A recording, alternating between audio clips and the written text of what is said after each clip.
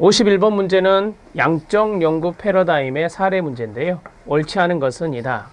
양적 연구와 질적 연구는 기본적으로 여러분들이 알고 계시기 때문에 이 문제는 다른 설명은 하지 않도록 하겠습니다. 첫 번째 중요한 부분이 바로 이거죠. 통계적 검증이고요. 두 번째 중요한 것은 함께 지내며 그들의 심리적 역동을 관찰한다, 이 대목입니다. 세 번째에서는 실험한다, 실험해본다 라고 하는 것입니다. 네 번째에서는 변인과의 상관계수를 계산해본다 라고 했습니다. 5번에 보면은 여기 매개 변인의 효과를 계산해본다 라고 했습니다. 답이 몇 번입니까? 2번이죠. 2번이 질적 연구 방법입니다. 이것이 질적 연구 방법이다. 이렇게만 내주면 얼마나 좋을까요? 아주 쉽게 출제를 한 겁니다. 자, 일반 청소년과 비행 청소년의 특성이 다른지 통계적으로 검증한다. 이건 양입니다. 그 다음에 비행 청소년이 속해 있는 교실에서 함께 지낸다. 그들의 심리적인 역동을 관찰한다. 대개 질적 연구할 때 이렇게 연구자들이 함께 하죠. 참여 관찰. 그 다음에 탈비행의 가장 효과적인 상담 기법이 무엇인지 시험해 본다. 이거 실험 연구잖아요. 실험 연구도 양적 연구예요. 사전 검사, 사후 조사하는 것이니까 자, 실험 연구도 양의 개념이 있습니다. 그 다음에 청소년 비행과 밀접하다고 판단되는 변인과의 상관계수를 계산해 보는 거, 상관 분석하겠죠? 양입니다. 자, 그 다음에 열악한 심리적 환경에도 불구하고 건강한 발달을 이루게 하는 매개 변인의 효과를 계산해 본다. 자, 이건 이제 매개 효과를 보는 거죠. 매개 효과를 보는 거다. 아이고, 죄송합니다. 매개 효과를 보는 거다. 당연히 양적 분석이 되겠죠. 답은 2번입니다. 자, 52번 문제에 들어가도록 하겠습니다. 이것도 어려운 부분 아니에요. 자기 노출을 지극히 꺼리는 학생의 심리 상태를 파악하고자 직접적 자료 수집 방법은 뭐냐라고 한 거예요. 우리가 이제 직접이 있고 그 다음에 간접적 자료 수집이 있어요. 간접적 자료 수집이라고 하는 것이 있는데 간접적 자료 수집은 우리가 2차 자료 수집이다 이렇게 말하죠. 2차 자료 수집이다. 제가 예를 들어서 통계청에 있는 자료를 가지고 왔습니다. 이것은 2차 자료 수집이죠. 다른 사람이 해놓은 자료를 제가 활용하면 2차 자료가 되는 거예요. 제가 직접 자료 수집하면 1차가 되는 거고요. 자, 그러면 이거 보세요. 아까 똑같은 방법으로 51번과 같은 방법을 해보면 임상심리사의 심리검사 해석, 담임교사가 작성한, 그 다음에 여기 보면 스마트폰 초기 화면의 종류와 교체 빈도, 그 다음에 상담사의 상담 결과 보고서, 그 다음에 부모나 형제의 가정생활 경험담.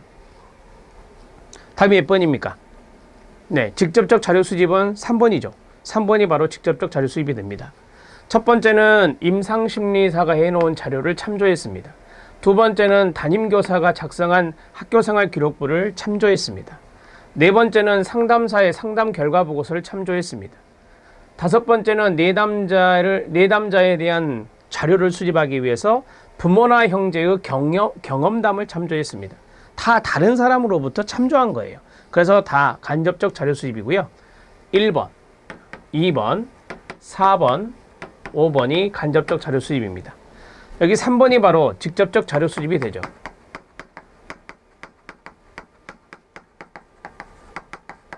자, 보세요. 스마트폰 초기 화면의 종류, 그 다음에 교체 빈도.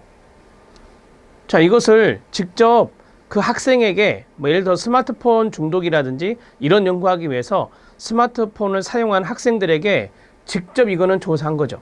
그래서 우리는 이거 직접적 자료 수집이다 이렇게 말할 수 있습니다. 이해되셨죠? 3번이 답입니다. 자, 53번 문제에 들어가도록 하겠습니다. 53번 문제도 쉬운데요. 가정 결손 정도가 청소년 비행에 미치는 영향에서 자아 탄력성의 간접 효과, 이 간접 효과를 다른 말로 매개 효과라고 합니다. 파악하는데 학년이나 지역의 영향을 차단했다. 이 차단의 동의어는 통제했다라고 하는 겁니다. 자, 이 연구에서 고려해야 될 변수를 모두 고른 것은입니다. 자, 그러면 이걸 그림으로 그려보죠. 자기 결손 정도가 있습니다. 자, 그리고 청소년 비행이 있습니다. 그리고 자, 탄력성이 있습니다.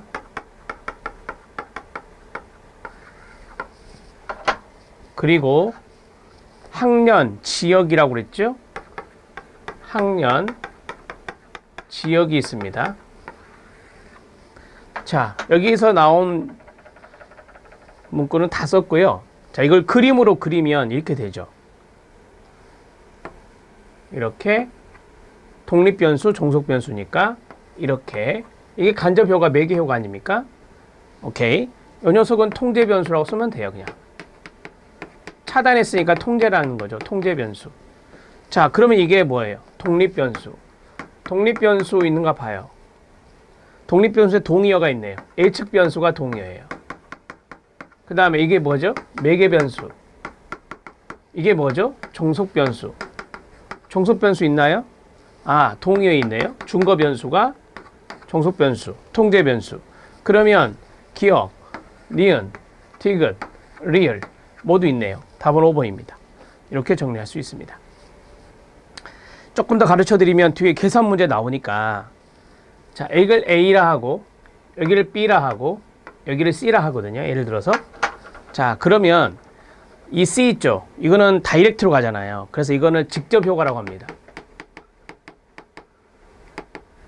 직접 효과라고 하고, 그 다음에 이렇게 왔잖아요. 이거는 이제 간접 효과라고 해요. A 곱하기 B는 간접 효과가 됩니다. 이것을 우리가 분명 이제 매개 효과라고 앞에서 말했죠. 그러면 총효과 계산을 하는 문제가 나와요. 총효과 계산은 되게 통계책 보면 총효과 T로 나와 있어요. T는 직접 효과 C 플러스 A 곱하기 B 이렇게 계산을 합니다. 그래서 총효과는 직접 효과 플러스 간접 효과가 되겠는데, 제가 간접 효과를 A 곱하기 B라 했으니까 총효과 T는 C 플러스 AB 이렇게 계산하게 됩니다. 이렇게 정리하시죠. 나중에 이제 계산 문제 나올 때 이번 회차에 나오거든요. 계산 문제 나올 때 도움이 되실 겁니다. 그때 또 다시 한 번 더 말씀을 드리도록 하겠습니다. 자, 여기까지 진행했고요. 53번의 답은 5번입니다. 54번 문제 들어갑니다. 54번 문제도 어렵지 않습니다. 연구에 조작적 정의가 필요하지 않은 경우는 이라고 했습니다.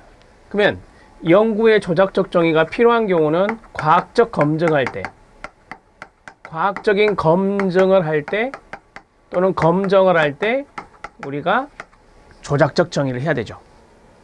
그걸 이해하시면 됩니다. 특정 상담 기법의 효과를 알아보는 연구가 첫 번째 힌트입니다.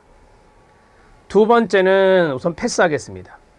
세 번째로는 후속되는 반복 연구가 필수적으로 요구될 때, 그 다음에 여기 새로운 측정 도구를 제작해야 할 때, 그 다음 마지막 특정 대상의 표적 행동을 여러 관찰자가 동시에 기록하는 경우. 자, 그러면 연구의 조작적 정의가 필요한 경우는 과학적인 검증 또는 검정을 할 때라고 했잖아요. 2번을 보시면 전문가가 아닌 일반인에게 연구 결과를 친절하게 설명한다라고 했잖아요. 이거는 과학적인 검증이 아니에요. 이거는 과학적인 검증이 아니라 그냥 일반인에게 설명하는 거예요. 과학적인 검증이 아니다. 그래서 이게 답이에요. 이게 이제 필요하지 않은 거다. 이렇게 보시면 됩니다. 자, 그러면 답은 2번이 되는데, 54번에 연구의 조작적 정의, 특정 상담 기법의 효과를 알아보는 연구에 여러 상담자가 참여를 했습니다. 자, 그러면 여러 상담자를 통해서 상담 기법의 효과를 알아보는 연구가 되겠죠. 연구라니까요. 과학적인 연구.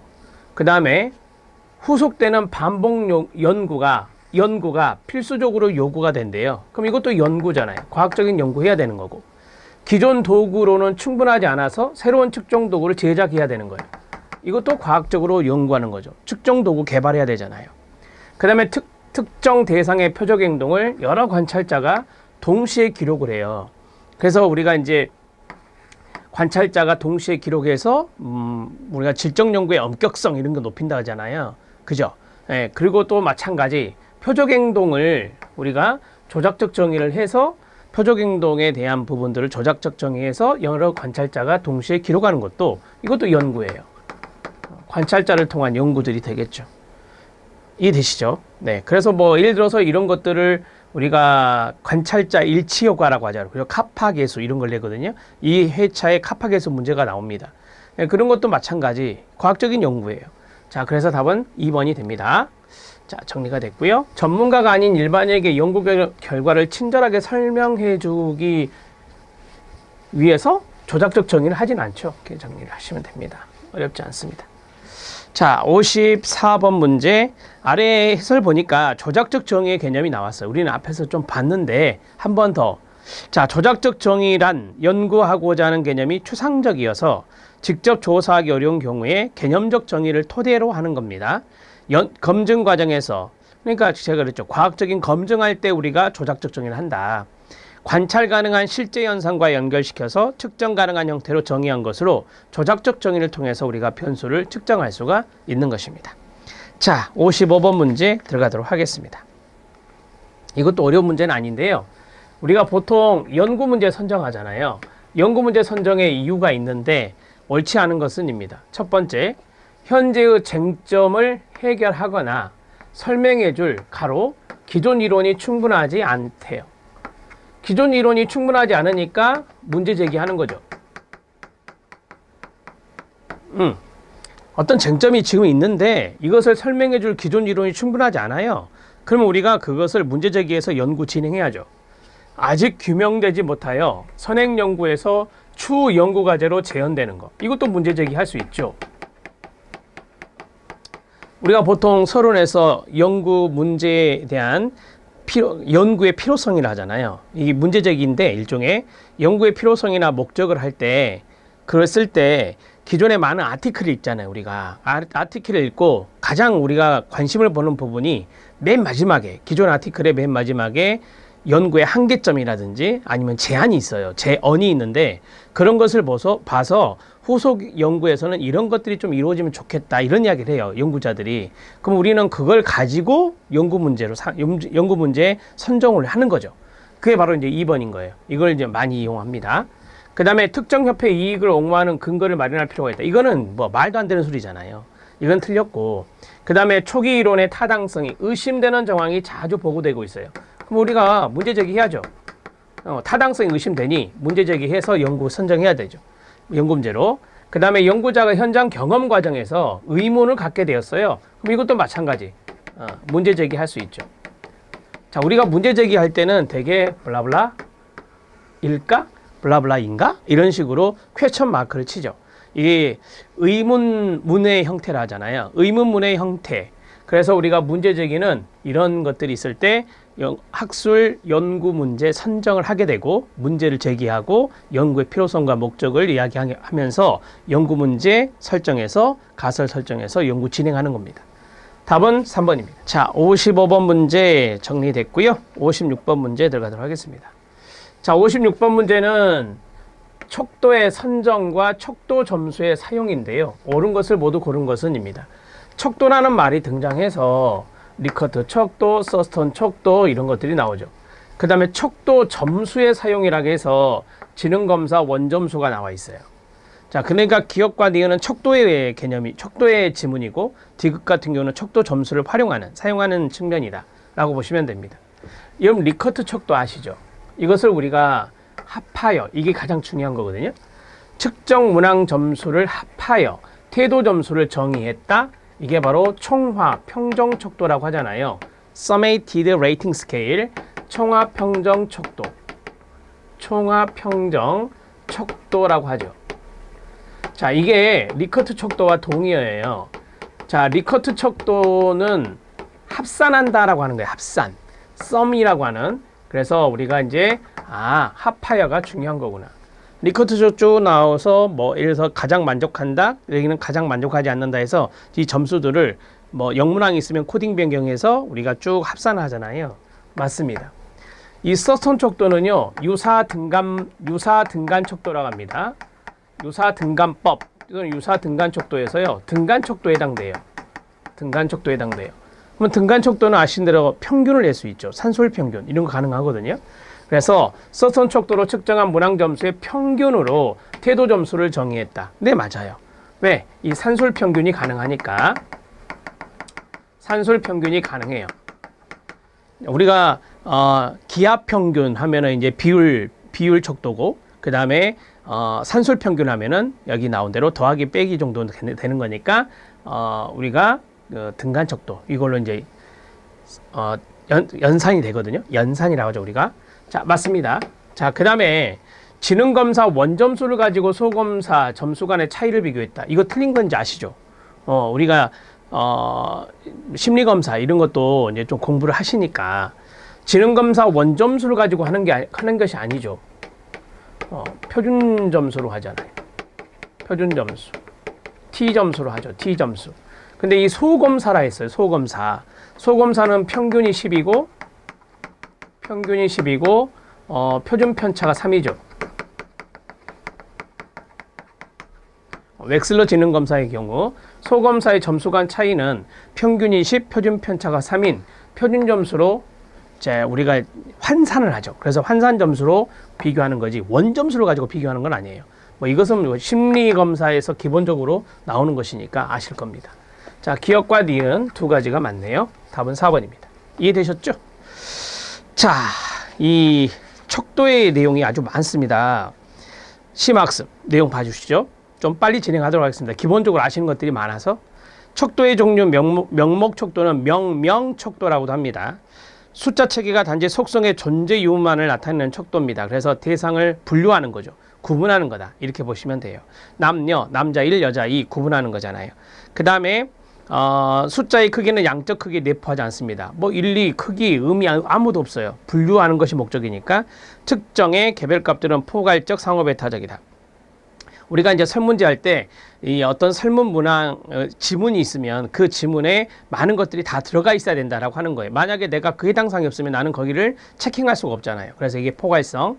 그 다음에 1번, 2번이 중복되면 안 되는 거예요. 그래서 이것이 이제 상호 배타적이다. 이렇게 이야기하는 거죠. 그래서 우리가 명목 척도로 이거를 설문지를 만들 때는 포괄성의 원칙을 잘 따르고 상호 배타성의 원칙을 잘 따라야 된다라고 하는 겁니다. 사례는 성별이나 직업군 이런 것들이 여기에 들어갈 수 있겠죠. 자, 그 다음에 서열 척도인데요. 서열 척도를 순위 척도라고도 합니다. 리커트 척도, 총합평정법 나왔죠. 거트만 척도, 누적 척도라고도 하고요. 보가더스의 사회적 거리 척도 이런 것들이 다 서열화하는 것입니다. 자, 숫자 체계가 속성에 따른 대소 관계를 나타내는 척도다라고 했어요. 대소 관계, 크고 작은 이런 것들이 여기에 들어가죠. 대소, 고저 이런 것들이 여기에 들어갈 수 있습니다. 그냥 단지 이제 속성의 양적 크기 순에 의해서 대상을 구분하는 건데 크기라는 단어가 중요하네요. 크기. 크다, 작다 이런 크기요. 자, 그 다음에 숫자의 크기가 속성의 양적 차이를 나타내지는 못한다라고 하는 거예요. 우리가 양적인 차이를 나타내는 것은 등간이죠. 등간. 고를등 사이간자 그 다음에 등간에 나오는데 이거는 양적의 차이 더하기 빼기까지 되는 게 등간 척도니까 차이를 알 수 있는데 이거는 차이를 몰라요. 그냥 크기만 아는 거지 차이는 알 수 없어요. 사회 계층이라든지 제품 선호도라든지 학점이라든지 이런 게 다 서열입니다. 자, 이 사회 계층은 고소득층, 중산층, 저소득층 이런 것들이 사회 계층이 될 수 있어요. 경제적으로 이야기할 때. 자, 그 다음에 리커트 척도가 나왔는데 리커트 척도 별표 하나 쳐주시고요. 자, 지금 여기 시험에 나왔으니까 총합평정 척도다라고 했는데요.